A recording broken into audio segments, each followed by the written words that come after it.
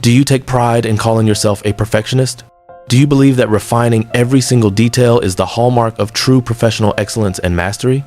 I hate to break it to you, but the perfectionism you worship is not a virtue. It is a sophisticated defense mechanism, a wall you build. It is how your ego hides from the fear of being judged by the world. We would rather not start at all than face reality's flaws. We keep the image of perfect potential alive in our heads, avoiding the clumsy, messy process of actually doing the work and showing it to others. Look at your folders. Look at your drafts. They are full of ideas that were never born because you were too afraid they wouldn't be flawless. You are trading your progress for the illusion of safety. Every moment you spend polishing is a moment you spend hiding from the feedback of life. We stand at the edge of greatness, paralyzed by the fear of a single misstep. We wait for a perfect moment that will simply never arrive. These chains are self-imposed. We label them as high standards, but they are actually the very things preventing us from taking the first necessary step. To grow, you must be willing to be bad at first. You must be willing to be seen in your most vulnerable and unpolished state of existence.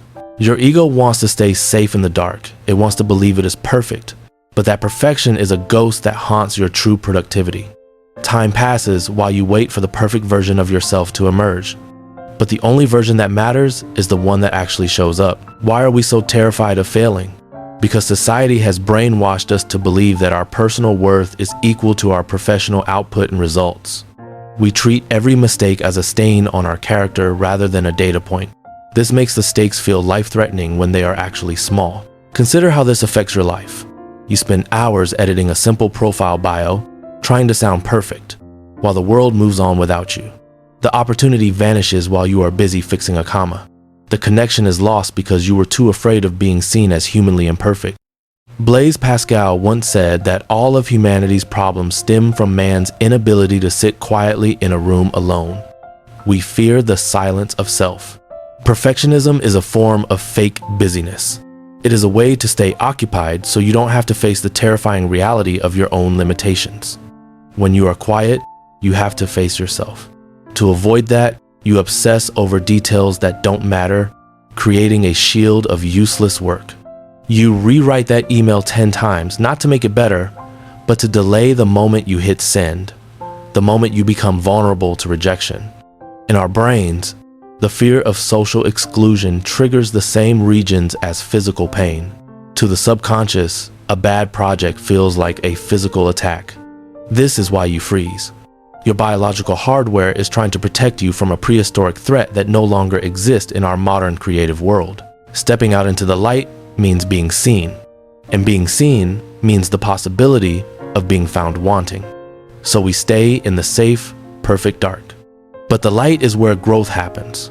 The light is where the world reacts to you, and without that reaction, you are simply talking to yourself. Stop treating your work as a reflection of your soul. It is just a draft. It is just an experiment. It is a brick in a wall. When you hit send, you are not sending your worth. You are sending a piece of information. Let the world do with it what it will. The fear will still be there, but it no longer controls the cursor. You are now a participant in life, not just a spectator of your own potential. Across the ocean, there is a different way of seeing. The Japanese philosophy of Wabi-sabi teaches us to find beauty in the imperfect and the transient. In Wabi-sabi, nothing is finished, nothing is perfect, and nothing lasts. This is not a tragedy. It is the very essence of the natural world. Consider the art of Kintsugi. When a precious bowl breaks, the Japanese do not throw it away or try to hide the cracks with invisible glue. They repair it with gold lacquer. They highlight the damage, making the history of the object its most beautiful and valuable feature to the eye. The cracks are no longer defects. They are stories. They are proof of resilience. They make the object unique in a way a perfect one never could. Your life is exactly like that bowl. Your failed projects, your rejected ideas, and your early mistakes are the golden cracks that define your growth. Sometimes, the mistakes we make are what save us. Imagine a driver who takes a wrong turn and narrowly avoids a massive accident on the main road. The error in their navigation was the very thing that kept them alive. Imperfection is often a hidden form of protection and redirection in our lives. Nature does not strive for geometric perfection. A tree is twisted by the wind, a leaf is bitten by an insect, and yet the forest is magnificent. We find peace in these natural imperfections. So why do we demand a sterile, robotic perfection from ourselves in the work we produce daily? Accepting Wabi-sabi means letting go of the burden of being flawless. It allows you to breathe, to create, and to exist as you truly are. You are not a cold block of marble. You are a living entity. You are meant to be marked by experience, to be worn by the passage of time. Every failed attempt is a layer of paint on your canvas. Without those layers, the final masterpiece would lack the depth and soul it needs. Stop trying to hide your cracks. Wear them as a badge of honor. They are the evidence that you dared to step out and try. Transition from the fear of being flawed to the celebration of being real. Real is better than perfect.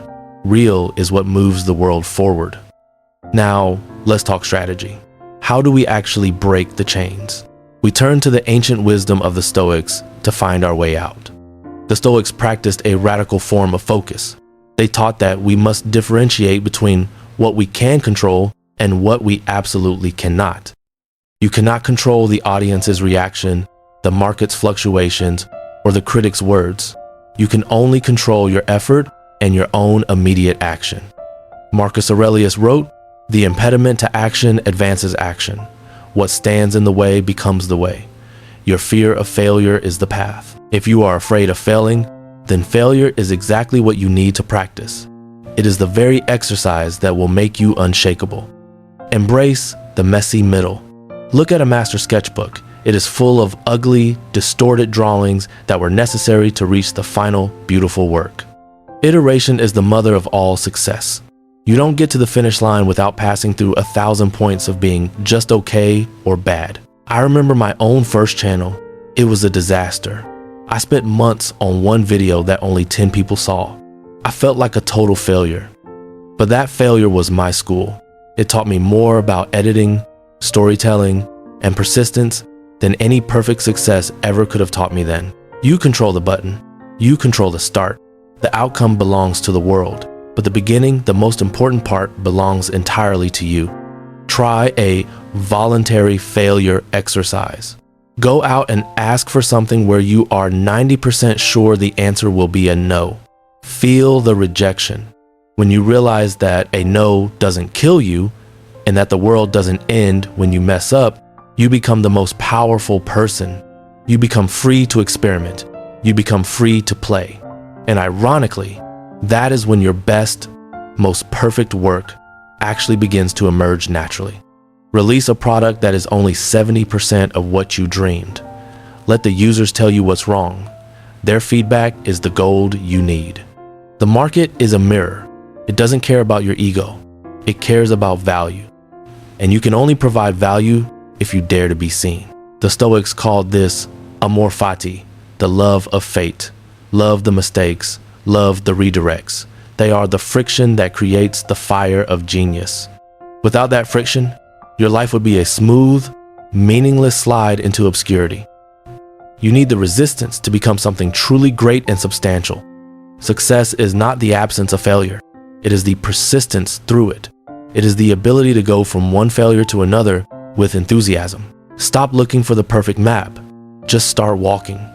The map will reveal itself as your boots hit the ground and you navigate the terrain. None of the giants you admire were perfect. They were just more prolific in their failures than anyone else dared to be in their entire lives. They open the door that you are currently standing in front of. All you have to do is turn the handle and step through the fear. Don't wait, don't polish, don't hide. The world is waiting for your imperfect contribution because it is the only one you have to give right now. Let's bring this home. The final truth about success is far simpler and more rugged than the polished stories we are often told by media. Thriving in this world belongs to those who can endure the mess. It belongs to the ones who are willing to be laughed at today. Real achievement is reserved for the people who are ready to walk through the chaos, ready to get their hands dirty, and ready to learn. They are not waiting for perfection. They are busy building something real. They are failing, fixing, and moving forward while the perfectionists are still planning. Write this down, internalize it, live by it. Done is better than perfect. A completed, flawed project is infinitely more valuable than a perfect idea. Do not let the ghost of perfectionism chain your feet to the ground. You were born to move, to create, and to make your mark. Go ahead and be wrong. Go ahead and be clumsy. Go ahead and break into 1,000 pieces if you have to in the process. Because it is from those very pieces that you will build a version of yourself that perfection could never have even imagined or dreamed of. You are a work in progress. You are a masterpiece under construction. Stop trying to finish the building and just enjoy the act of laying bricks. Thank you for being here in this beautiful, imperfect moment with me. Now go out there and fail at something today. It's the best start. The cage is open. You have always had the key. All you have to do is decide that being real is more important than being perfect. Your impact starts now. Not when it's perfect, but now. Good luck and keep creating. The world needs exactly what you have to offer.